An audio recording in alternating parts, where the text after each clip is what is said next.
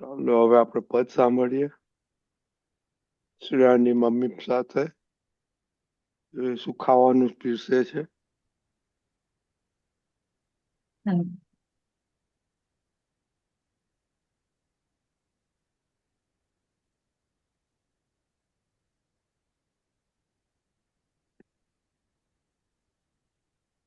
જય સચ્ચિદાનંદ સંતોષાનંદજી. જય જય સચ્ચિદાનંદ. વિચારો કરીને ગાંઠો પડે છે, વિચારે ગુજરીને ગાંઠો છૂટે છે. વિચારો કરીને ગાંઠો પડે છે, વિચારે ગુજરીને ગાંઠો છૂટે છે.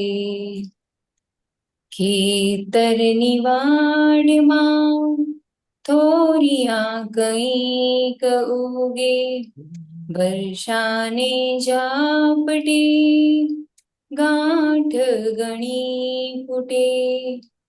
રૂપક અવસ્થામાં ગ્રંથિઓ ગણી ગૂઢ, કરામતી પૂતગલે વિચાર ગાંઠ વિસ્ફુટ. ફૂટ્યો વિચાર દેખે મનનું ચિત્રપટ, ચિત્ત ચિત્ર જોઈ જગે મનને કુદાકુદ. પાંડવ પણ ત્યાં જ છે ને કૌરવ પણ ત્યાં જ છે, શતરંજના અશ્વનું મન કુરુક્ષેત્ર છે. વિચારો કરીને ગાંઠો પડે છે, વિચારે ગુજરીને ગાંઠો છૂટે છે. મન મોક્ષ આંતરે ચિત્ત ભટકતું બહાર, બુદ્ધિ નિર્ણય કરે અહમને આધાર.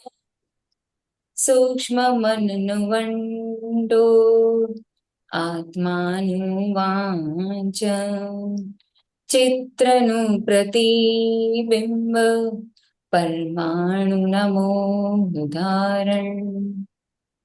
આવી કંઈક ગાંઠો કુદરતી વ્યવસ્થિત, મોહાદ વ્યતિરેકે વિકલ્પીને અસીમે. જીવાત્માની અજ્ઞતાએ ચિત્ત બુદ્ધિ અહંકારે, મન પૂતગલ મહી સંસાર ગુંચાય છે. વિચારો કરીને ગાંઠો પડે છે, વિચારે ગુજરીને ગાંઠો છૂટે છે. મુક્ત મૂઢ મનન આકૂળ વ્યાકૂળ, અમૂર્ત ગૂઢ અમન જ્ઞાનીનું નિરાકુળ.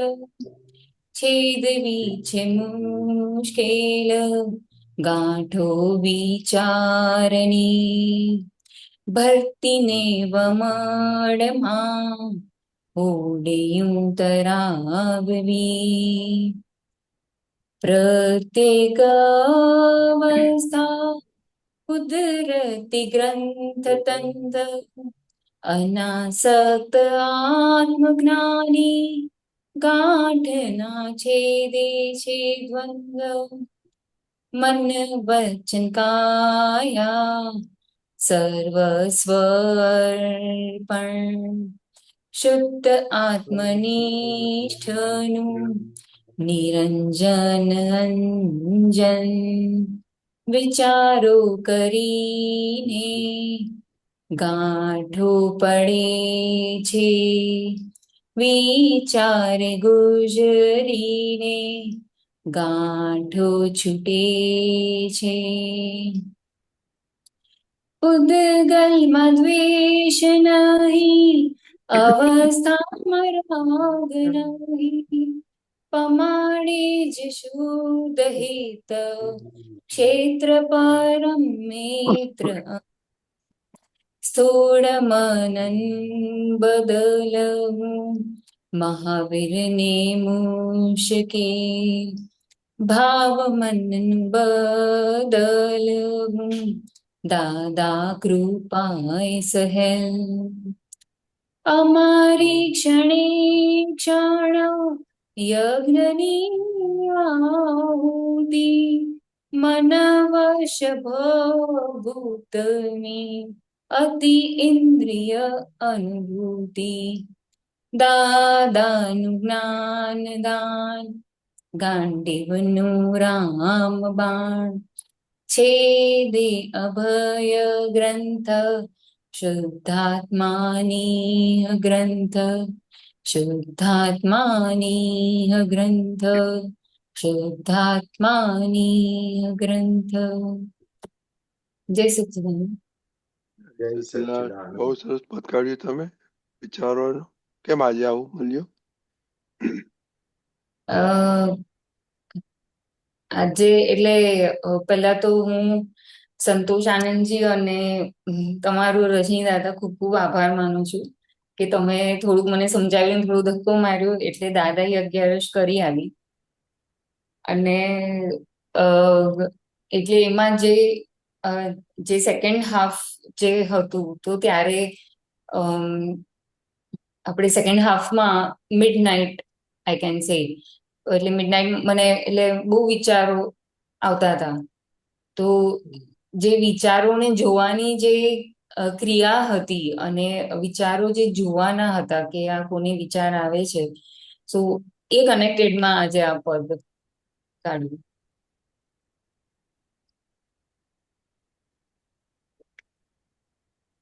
આખું આ અંતસ્કરણ ઉપરનું છે પદ આખું. હા, એટલે ત્યારે એટલે પર્ટિક્યુલર સંતોષ આનંદજી કહું તો 3 ફાઇલો કનેક્ટેડ બહુ જ વિચારો આવ્યા. એટલે એ વિચારો એમાં સારા વિચારો પણ દેખાયા, ખરાબ વિચારો પણ દેખાયા, મનના વિચારો બહુ દેખાયા કે મનમાં વિચારો આવે છે પણ આપણે બોલી શકતા નથી, અને મનના વિચારો કંઈક અલગ હોય ને બોલવાના વિચારો કંઈક અલગ હોય એ પણ જોવામાં આવ્યું. એટલે બહુ બધું એમાં દેખાયું. એટલે આ સામાયિકનો જે આખો 11માં બેસવાનો પ્રયોગ છે ને, એટલે આખું આપણને આપણી અંતસ્કરણ અને પ્રકૃતિ આખી ઓળખાય. કોની જોડે કોની સાથે કેવા અભિપ્રાયો પડેલા છે, ક્યાં ક્યાં આપણી આડાઈઓ પડેલી છે, આડાઈનું ઉદ્ભવ સ્થાન શું છે, ક્યાંથી આડાઈની શરૂઆત થાય છે, પરમાણુઓનું આખું સાયન્સ સમજાય. જે દાદા કહે ને કે મિશ્રસા, પ્રયોગસા, મિશ્રસા અને વિશ્રસા, જે આખો જે પરમાણુનું છે એ આખું સાયન્સ આપણને સમજાય.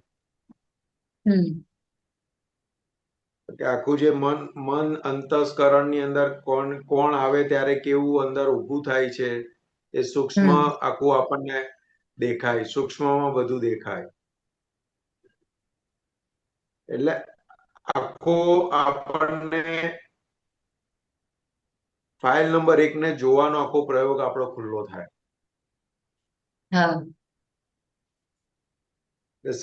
સામાન્ય સંજોગોમાં શું થાય તો કે આખા દિવસ દરમિયાન ચૂકી બહુ જવાય આપણાથી, કારણ કે મિકેનિકલની જેમ આપણે આખો દિવસ જાય. સવારથી ઉઠી અને રાત સુધી સૂઈએ તો આખો મિકેનિકલની જેમ જ આપણો આખો દિવસ જતો જાય. હવે એ મિકેનિકલની એ પ્રકૃતિનો ભાગ જે છે એ કરવા વાળો લઈને જ આવેલો છે ભાગ. એટલે એનું કામ શું છે તો કે કર્યા કરવાનું. કોક હમ આવે એટલે તરત ઉભો થઈને પાણી આપે, કોક આવે એટલે એની માટે ચા પાણી નાસ્તો બનાવે, હમ નવરો નવરો પડે તો ટીવી જોવે કાં તો મોબાઈલ જોવે કે કંઈક વાંચન કરે, તો કે એ આખી ક્રિયાઓથી સેટ થયેલો છે. હમ બીજું બીજું કેવું છે તો કે આખી પ્રકૃતિ આપણી કમ્ફર્ટ ઝોન ની અંદર કામ કરી રહી છે. બરાબર. જેટલી જેટલી જગ્યાએ કમ્ફર્ટ ઝોનમાં જ્યાં જ્યાં પ્રકૃતિ હોય ત્યાં ત્યાં સુધી એ રિલેક્સ હોય, અને જેવું કમ્ફર્ટ ઝોન માંથી બહાર નીકળે ને એટલે તરત અકળામણ ચાલુ થાય. હમ એટલે કે આ પ્રયોગથી આપણને આપણો કમ્ફર્ટ ઝોન પણ ઓળખાય કે આટલી જગ્યા મારી કમ્ફર્ટ ઝોન છે, અને જ્યાં અકળામણ થાય એટલે તરત ખબર પડે કે આ કમ્ફર્ટ ઝોન ની બહાર નીકળે આપણે. હમ અને એ વસ્તુથી લઈને વ્યક્તિ સુધી આખું વિસ્તરેલું છે.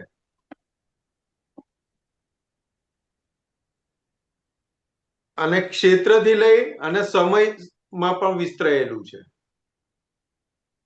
ક્ષેત્રથી એટલે લઈને એ સમયમાં. હમ ક્ષેત્ર એટલે આપણે જે જગ્યાએ જઈએ તો તે બરાબર. ક્ષેત્ર પ્રમાણે કમ્ફર્ટ હોય કે આ ક્ષેત્રમાં જવાનું ગમે, આ ક્ષેત્રમાં જવાનું ના ગમે. સમયમાં બરાબર. એટલે શું તો કે આ સમયે આ વસ્તુ મળે તો ઓકે છે, આ સમયે આ વસ્તુ ના મળે તો ઓકે નથી. બરાબર. હમ એટલે કે સમય સુધી છે આખું. એ કમ્ફર્ટ ડિસ્કમ્ફર્ટ વાળું જે આખી વસ્તુ છે કે આખી પ્રકૃતિ આપણને આખી કેટલી જગ્યાએ આખી પથરાયેલી છે ને એ આપણને આ હમ પ્રયોગથી ખબર પડે. હા. પછી રસથી લઈ એટલે ટેસ્ટથી લઈને આપણને ઓળખાય કે આ ટેસ્ટ હોય તો ઓકે છે, આ ટેસ્ટ હોય તો ઓકે નથી. હમ એ આખું જે રૂપ રસ ગંધ સ્પર્શની જે વાત છે એ આખું બધું આપણને એ પણ દેખાય હમ કે આવું રૂપ હોય તો કે ઓકે છે, આવું રૂપ હોય તો ઓકે નથી. આવા રંગ હોય ને તો કે શોભે, આવા રંગ હોય તો ના શોભે. હમ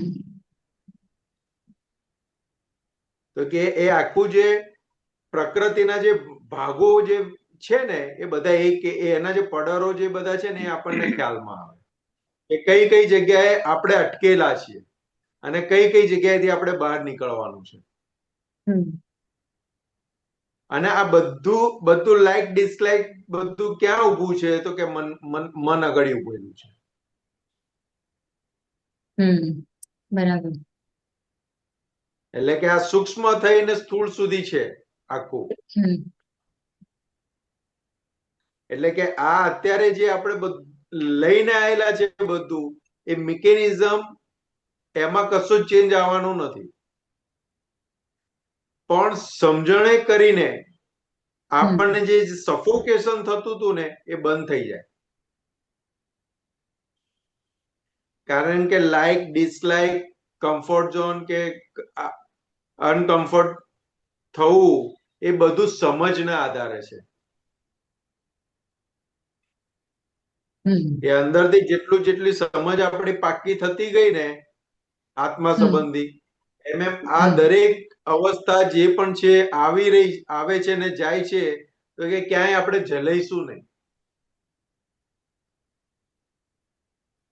એટલે દાદા શું કહેતા હતા કે અમારું મન હોય ને એ સેકન્ડ વર્તી હોય, મહાવીર નું મન સમયવર્તી હોય, અને આપણું મન હા છે ને એ જો હા આપણને પકડાયું નથી મિનિટે, બરાબર. કલાકે, 3 કલાકે, 24 હમ કલાકે હમ જલાયેલું હોય છે. હમ હમ એટલે કે જે આપણે જે વિચારોમાં જોઈ લેવાના જે છે ને એ ભાગમાં કાચા પડી જાય છે, ત્યાં આપણે જલાઈ જઈએ છીએ. જે લઈ જઈએ છે. બરાબર. હા. એટલે કે આ પ્રયોગ જે 11 નો પ્રયોગ છે કે સામાયિક નો જે પ્રયોગ છે ને તો આપણને હમ એ કઈ કઈ જગ્યાએ કેવી રીતે જલાઈએ છે અને કયા બેઝને પકડીને જલાઈએ છે ને ત્યાં સુધી આપણને ખબર પડે છે. હમ અમુક વખત આપણને ખબર પડે કે આ અહીંયા હોય છે તો જલાઈએ છે, આવું આવું આવે ને તો જલાઈ જઈએ છે, પણ એનો હા બેઝ ખબર નથી પડતો કે કયા બેઝના આધારે આપણે જલાઈ જઈએ છીએ. તો કે જે સુખની માન્યતા વાળો ભાગ જે છે ને એ બેઝ આપણને હમ ઓળખાશે, એ લોભ વાળો ભાગ ઓળખાશે, માન વાળો ભાગ ઓળખાશે, એટલે કસાયો કઈ રીતે કામ કરી રહ્યા છે એ જગ્યાએ એ હમ આપણને ઓળખાશે. કેટલી સરસ વધારે સૂક્ષ્મતા એ જવાય. વધારેમાં વધારે બેઝ લોભ અને માનનો જ હોય એવું વધારે હોય, એટલે જે અત્યારે તમે જે વાત કરી તો એમાં જે જે દ્રશ્યો દેખાયા તો એમાં બેઝ હમ. વધારે લોભ અને માનનો વધારે દેખાયો. એટલે એટલે શ્રીમદ રાજચંદ્રજીએ કીધું ને, જો માન ના હોત ને તો મોક્ષ અહીંયા જ છે. હમ અને કવિરાજે માન એ મીઠો મહાશત્રુ છે, એ મીઠો હમ મહાશત્રુ કીધો છે. એ શત્રુ છે એ ખબર પડવા નથી દેતો આપણને. હા અને શાસ્ત્રમાં કીધું કે લોભ એ છેલ્લો જાય, લોભ નામનો કસાય છેલ્લો જાય.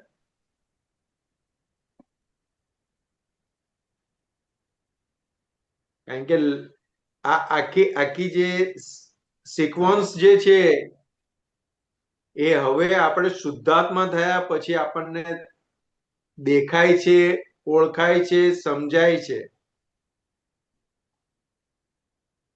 હમ એટલે એનું નિવારણ આપણે કરી શકીએ.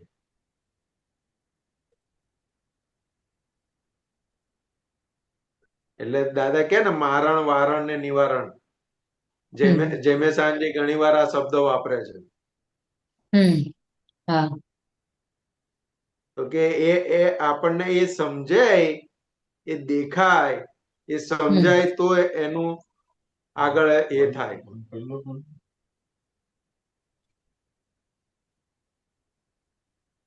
એટલે કે આ પ્રયોગ પ્રયોગ એવો છે ને, તો કે આ પ્રયોગથી આપણને આપણી પ્રકૃતિ ઘણી બધી ઓળખાય. આમ રૂટિન વર્કમાં તો કેવું થયું, મિકેનિકલ થઈ ગયું હોય ને એટલે સવારથી ઉઠીને રાત સુધી બધું કામ ચાલ્યા જ રાખે, ચાલ્યા જ રાખે, ચાલ્યા જ રાખે. એટલે કે મન પ્રમાણે જ વહેતા જઈએ આપણે.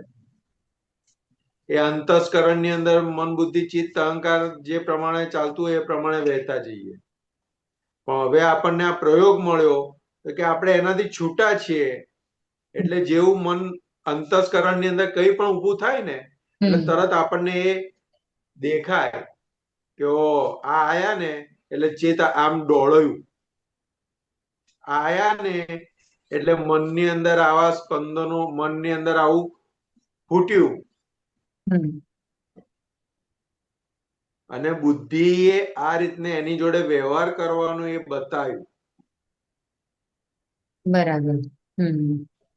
એ આપણને ખબર પડે છે.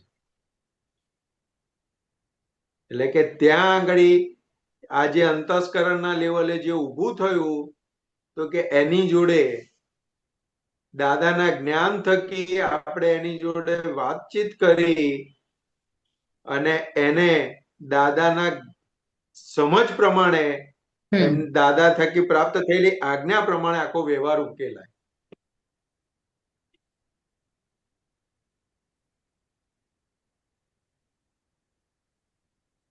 કે દાદાની આજ્ઞા પ્રમાણે વ્યવહાર કેવી રીતનો ઉકેલાય? દાદાએ કીધું કે ફાઇલોનો સંભાવે નિકાલ. કે ફાઇલોનો સંભાવે નિકાલ એટલે કેવી રીતે? તો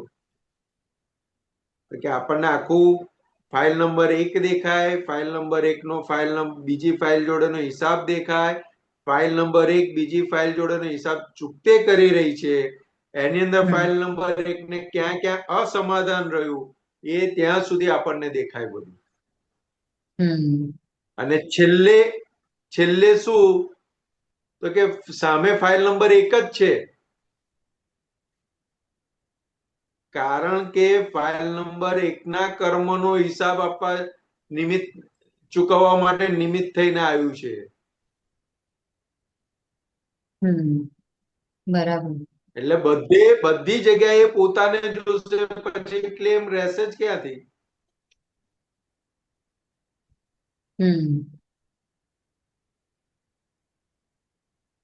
આ તો જુદું જુદું દેખાય છે, જુદું લાગે છે, એટલે ક્લેમ ને અસમાધાન ઊભું છે.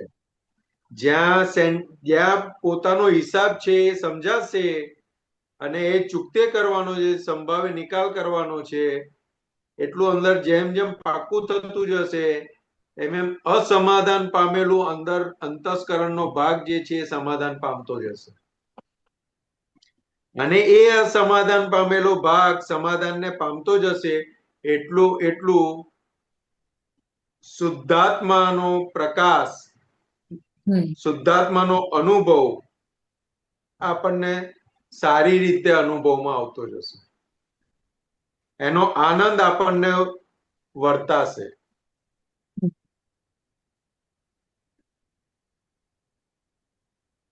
આપણે સામાન્ય રીતે જોઈએ ને, સામાન્ય રીતે તો દિવસથી રાત સુધી આપણે જોઈએ ને તો બધી ભૌતિક ચીજોની આપણને જરૂર પડે છે. અને એનાથી આપણે ઘેરાયેલા પણ છીએ. એ બધી મશીનરીઓથી આપણે ઘેરાયેલા છે, બધી ભૌતિક વસ્તુઓથી આપણે ઘેરાયેલા છીએ. બરાબર છે. છતાં પણ આનંદ કેમ નથી આવતો?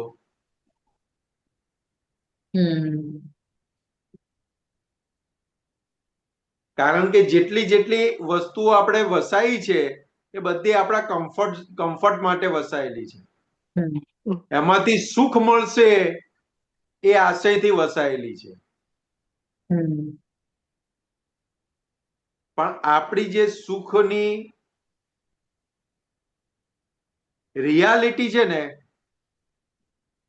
એ ટેમ્પરરી સુખમાંથી આપણે પરમેનન્ટ માનીને એમાંથી ખોજી રહ્યા છે. એટલે એટલા માટે આપણને ત્યાં આગળ પરમેનન્ટ નો અનુભવ ના થાય. અને એ બધી વસ્તુની જરૂર એટલે જ છે કે આપણી અંદર જે પરમેનન્ટ સુખ પડ્યું છે એનો સ્વાદ આવતો નથી, એટલે બહારની બધી વસ્તુઓની જરૂર પડે છે.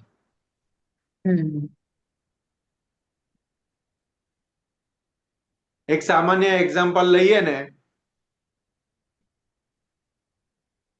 હિલ સ્ટેશન આપણે ફરવા જઈએ કે નહીં? હા જી. કેમ જવાનું મન થાય?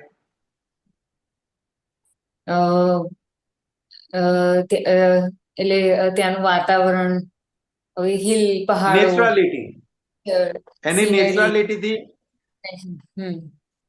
નેચરાલિટી થી આપણે જઈએ ને, હા. આપણને નેચર જોડે જોડાવાનું ગમે છે, નેચરાલિટી ગમે છે. તો કે આ મન વચન કાયાને નેચરલ નથી બનાવી શકતા આપણે.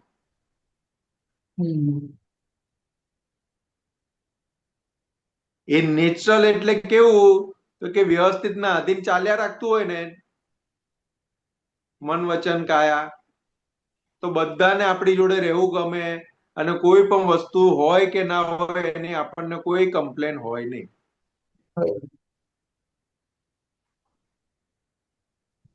તો આપણને એક વસ્તુ ના હોય ને ઘરની અંદર તો એ આપણે ઊંચા નીચા થઈ જઈએ.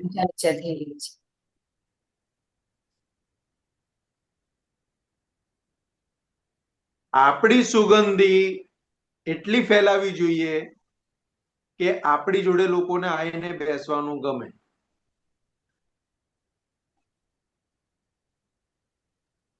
આપણી અંદર હજુ એટલું પડેલું છે તો કે એની આપણને ગંધ એટલી આવે છે તો કે આ પછી બધી જગ્યાએ ફરવા જવાનું ગમે. નેચરલ જગ્યાએ જઈ અને આનંદ લેવો પડે.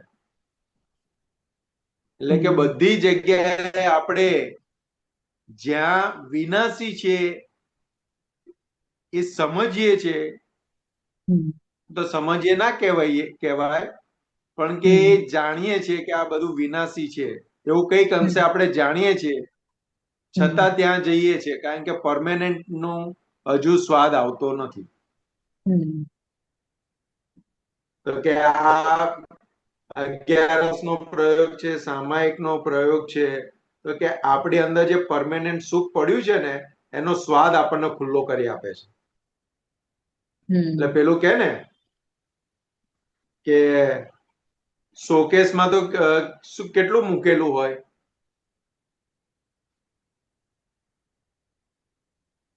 ખાલી આકર્ષવા માટેનું જ હોય ને, શોકેસમાં હમ મૂકેલું. ટુ પીસીસ હોય બધા. મોટા મોટા શોરૂમમાં જઈએ તો બહાર કેટલું હોય, તો કે ગ્રાહકના આકર્ષણ પૂરતું જ મૂકેલું હોય. હમ બાકી તો બધું અંદર ગોડાઉનમાં બધે સેટ થયેલું હોય. તો કે આ આપણને જે આ પ્રયોગ કરીએ સામાયિકનો કે એનો પ્રયોગ કરીએ ને એટલે આત્માનું એટલા સમય માટેનો આપણને એનો સુખનો સ્વાદ આવે, અનુભવ થાય, એટલે આપણે એમાં આગળ વધતા જઈએ. હમ એટલે દિવસની આખી જે ક્રિયાઓ જે થઈ રહી છે એ ક્રિયાઓથી આપણે છૂટા રહીને જોતા થતા છીએ. હમ અત્યારે આપણે શું એક થઈ છે, જાગૃતિના કચાશના લીધે આખો ભાગ જતો રહે છે, આપણને ખ્યાલ નથી આવતો. પણ આ પ્રયોગ આપણે જેમ જેમ આપણા રૂટિનની અંદર આપણે કંઈક ગોઠવતા જઈશું ને એટલે ધીરે હમ ધીરે ધીરે એ વધતો જશે, એ સમય આખો વધતો જશે. હમ એટલે આપણે આમ સામાન્ય રીતે જોઈએ ને તો ઘરની અંદર હોઈએ ને તો કે આપણે 4 ટાઈમ વાસણ ધોઈએ. હમ સવાર ચા નાસ્તો કરીને, હમ પછી લંચ કરીને, હમ પછી બપોરની ચા પાણી કરીને અને રાત્રે ડિનર કરીને.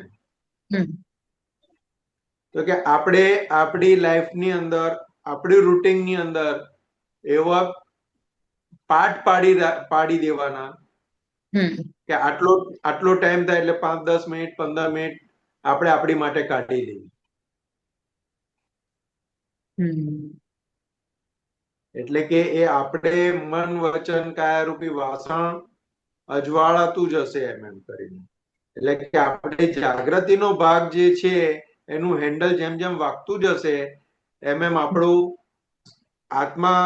આત્મા સંબંધીની સમજ, અનુભવ અને એનો સ્વાદ એ પાક્કો થતો જશે, એ વધતો જશે. હમ એટલે કે જેમ જેમ વિનાશી વસ્તુમાંથી સુખ લેવાનું ખેંચાણ ત્યાંથી ઓછું થશે એમ એમ આત્માનો સુખ નો અનુભવ આપણને સ્વાદ આવતો જશે. એટલે આખું આ બેલેન્સ છે આખું. બહારના સુખની જરૂર ક્યાં સુધી છે કે હમણાં બધા છોકરા કહેતા હતા ને મોબાઈલ છે કે આ છે તે છે, તો કે બધા સુખ, એ બધામાંથી સુખ કેમ લેવું પડે છે, તો કે અંદરના સુખનું અનુભવ નથી, એનો સ્વાદ નથી, એટલે એ બધામાંથી સુખ લેવું પડે છે. આજે આજે ખોરાક છે, જમવાનું છે, કે જમવાનું તો ખાલી આ શરીર ટકે અને આત્મા સંબંધી જાગૃતિ વાળો ભાગ આપણો વધે એની માટે જમવાનું છે. પણ એ સ્વાદની અંદર કેટલા ખોવાઈ જઈએ છે. હા અને એ બહુ વિચાર સ્વાદની અંદર ખોવાઈએ છે તો ખરા, એની જોડે જોડે શું થાય છે તો કે લાઈક ડિસલાઈક, ગમો અણગમો, ભાવે ના ભાવે કેટલું બધું ઊભું થઈ જાય છે. એટલે કે આપણે જમવાનો હેતુ શું છે એ ચૂકી ગયા છે.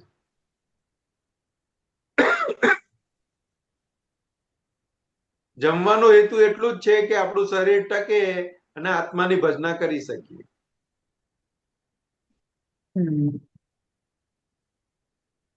ઊંઘનો હેતુ શું છે તો કે સ્લીપ, થોડીક સારી ઊંઘ આવી જાય તો આપણે ફ્રેશ થઈ જઈએ, તો ફ્રેશ થઈ જઈએ તો પાછા આપણે આત્માના અભ્યાસમાં લાગી જઈએ. એ કે આપણી આખી જે ચર્યા જે છે કે ચર્યાનો હેતુ શું છે, તો કે સેન્ટર આત્મા છે. તો કે કમાવાનું છે, તો પણ કમાવાનું કેટલું છે, તો કે આ વ્યવહારો જે લઈને આવેલા છે ઉકેલવા પૂરતું છે. બાકીનો સમય તો કે આત્મા માટે છે. પણ અત્યારે આપણે એવા હિસાબોની વચ્ચે આવી ગયેલા છીએ તો કે આત્મા સેન્ટરની જગ્યાએ પૂતગલ સેન્ટર થઈ ગયું છે અને આત્મા સાઈડ ઉપર થઈ ગયો છે. વ્યવહારની પ્રાયોરિટી વધી ગઈ છે અને આત્માની પ્રાયોરિટી ઘટી ગઈ છે. તો કે આ સામાયિક છે કે 11 છે તો કે આખું આપણને એનો ઉઘાડ થાય છે એમાં, કે આપણે કઈ દિશામાં જઈ રહ્યા છીએ આપણને ખબર પડે. કેટલા દિવસો, કેટલા કલાકો, કેટલા વર્ષો આપણે કઈ દિશામાં કાઢ્યા ને આપણને ખ્યાલમાં આવે. પાયલબેન, કેમ બહુ તમે વિચાર કરવા બેસી ગયા? હા, વિચાર એટલે ત્યારે ઓળખાયું કે કેવી વિચારોની પ્રકૃતિ પણ છે. આમ વિચારો આમ કહીએ ને કે ઓવર થિંકિંગ, આપણે વિચારો એટલે ત્યારે એવું પણ પોતાની એ જ ક્વેશ્ચન થયો કે આવી પ્રકૃતિ છે કે આટલા બધા વિચારો આવે કે જેની જરૂર પણ નથી અને તોય એટલા વિચારો આવે, એ પણ ત્યારે ઓળખાયું. બધું ક્લિયરિંગ તમારું ચાલે છે. It's good. Hey Santosh Anandji?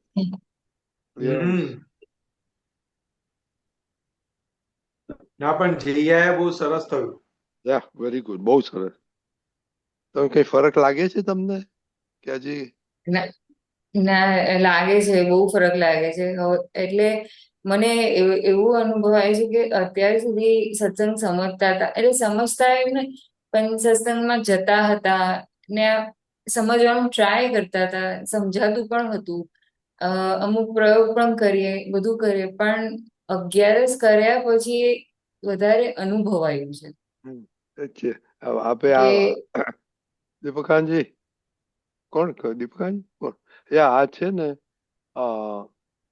સામાયિક નું પદ છે ને, જેમ સાંભળજો.